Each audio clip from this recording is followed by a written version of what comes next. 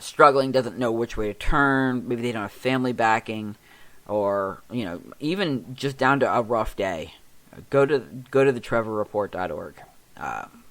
Great people to talk to. I said, I absolutely love them. You can reach a counselor. Tons of different... Oh, excuse me. That jumped out. There's volunteers. There's ways to get involved. There's ways to help others. Just like I said, the trevorreport.org is just phenomenal. So, the reason why I talk about this is LGBTQ plus youth suicide. The thing of it is that, and I've never, I've been privileged in this one. I have never lost anyone to suicide that I know of. That's not to say that I haven't come close. I've had friends attempt it. I myself have been there. It's a very scary and dark place, and it's the second leading cause of death among young people.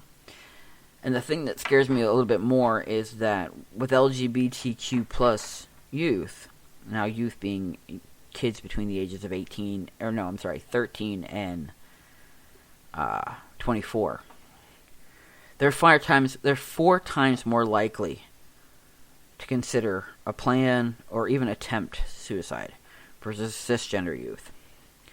I said those numbers are staggering. That came out last year about this time.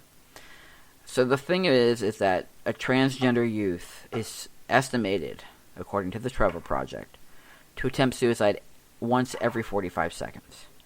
So think about the length of this podcast, however 30 minutes, 45 minutes, every 45 seconds, on average, there is a transgender youth somewhere considering and attempting to kill themselves. And for those of us that are parents of transgender youth, for those of us that are just parents, those numbers are horrific. They're insane. They're staggering. They're mind-blowing. I want to say that they're mind-numbing, but numbing's the wrong word, because it should be a wake-up call and a slap in the face. Not only for parents of cisgender children, but for parents of transgender children. Any child, whether they're lesbian, gay, bisexual, transgender, questioning, asexual, demisexual, non-binary, gender fluid, you know what I mean. Anyone in any one of those acronyms, any letter of that acronym, is 4 times more likely to attempt it. Think about that. That's, like I said, I can't put those numbers into place. Now, the Trevor Report has a methodology about how they got their numbers. Back in 2021, they did kind of like a little census, I guess, an estimate, a national estimate, and there are 3.1 million transgender youth, again, ages 13 to 24, here in the United States. This is just in the U.S. Of those numbers, all right, so there were mental health problems, all right.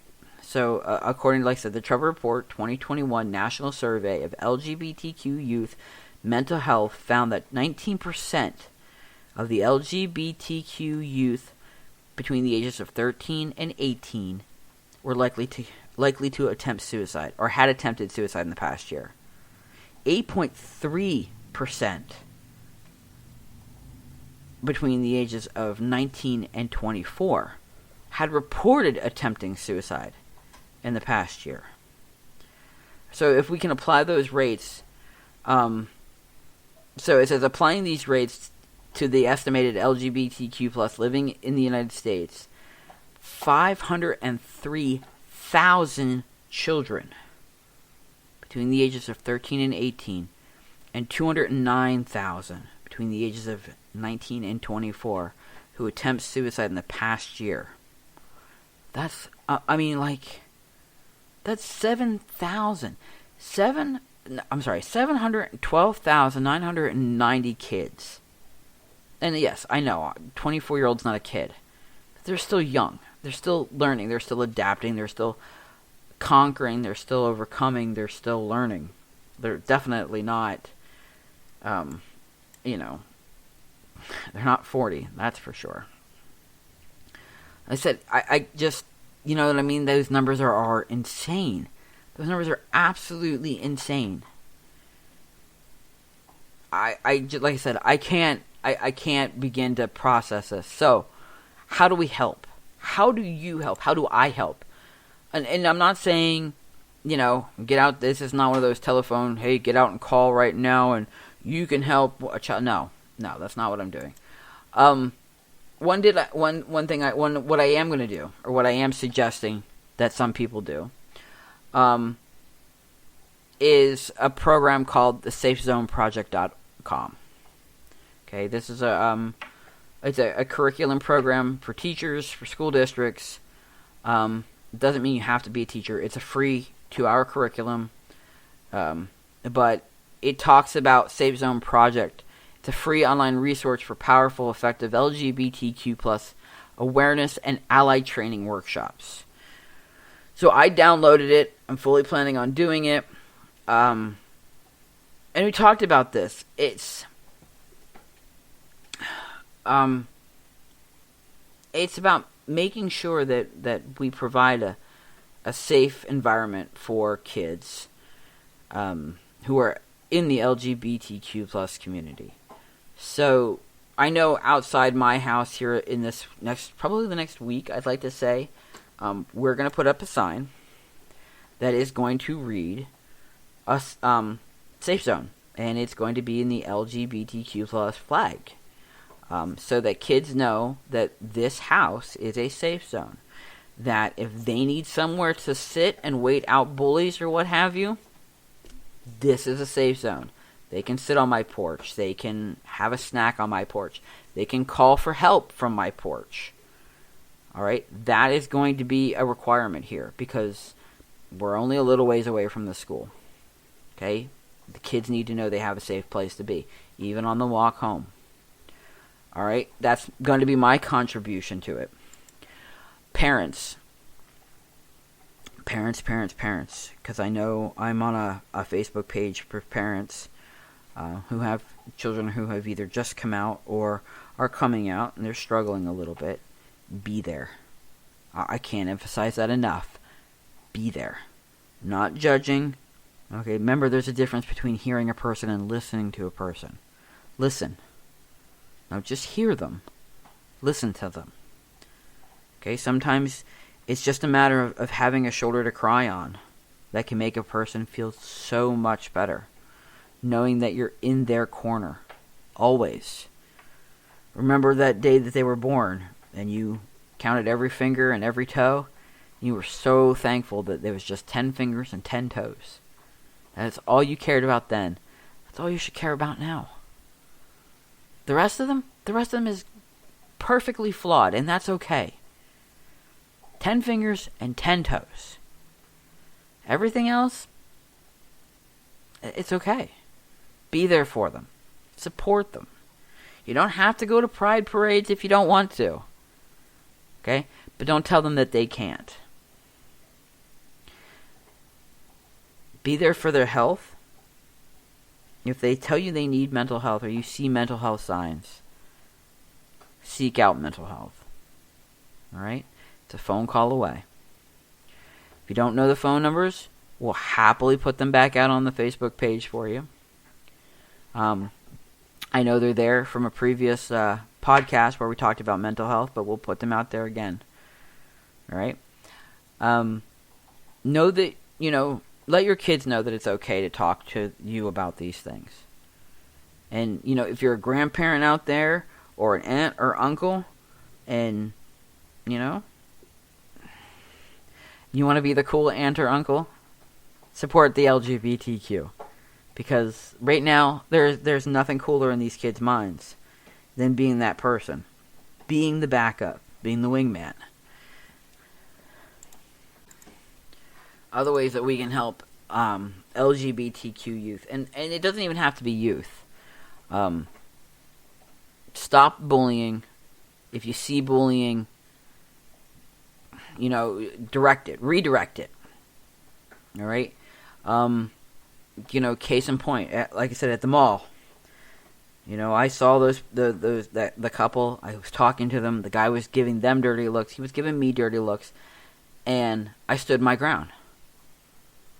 I almost, in a sense, made him feel uncomfortable. And while that wasn't the goal, I was definitely going to stand my ground. I know. When you're adult, it's easy to stand your ground most of the time. Okay? But, know that bullying is never okay. It doesn't matter. It doesn't matter, we've been saying this for years, how bullying is wrong. And cyberbullying, we always see this stuff on cyberbullying. We see cyberbullying. We see bullying in the classrooms. We see kids, oh my God, all the kids that have committed suicide because of bullying. LGBTQ youth should be no different. Okay? No one should be bullied, whether it's their gender, their hair color, their sex, their eye color, their parenting background, their race, their religion, nothing. There's no excuse for bullying, none whatsoever. We don't, whether a kid dresses one way or another, there's no, like I said, there's no rhyme or reason behind it. There are LGBTQ youth sites out there. Especially here in PA, I know. It's funny because I was looking this one up, and there's a Congress. I kind of like a Congress. Hold on, and I'll pull it up. Yeah, I wasn't losing my mind. It's Congress. In Philadelphia, they have the Attic Youth Center. The Attic is one of the leading LGBTQ youth community centers in the nation. They host a variety of programs, social services, and events which engage hundreds of youth. They provide a diversity of services. Check out their website for more information. I'm going to look at that. I want to go look at their website right now. So, it's a cute website. I kind of like that. Very professional looking. So it does. It talks about their youth programs, the Bryson Institute, life skills centers, mental health counseling, summer internship programs. It gives you a list of resources. It looks really, really cool.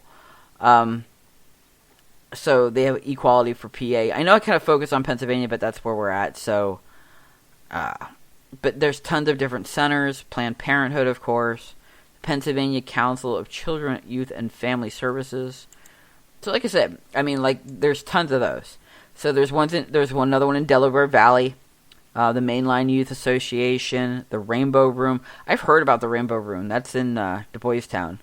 So there's the Curve in Central PA, Common Road in Harrisburg and Lancaster. I kind of like that. It's BYOQ, Bring Your Own Queer. That doesn't even sound like it sounds like something a little different, but that's out in State College. And it's a youth program for 8th through 12th graders. So it looks like it's kind of cool. Meetings include supper, providing great community sharing opportunities. They're from 5:30 to 8 every Friday, or the second Friday of every month. That's kind of cool.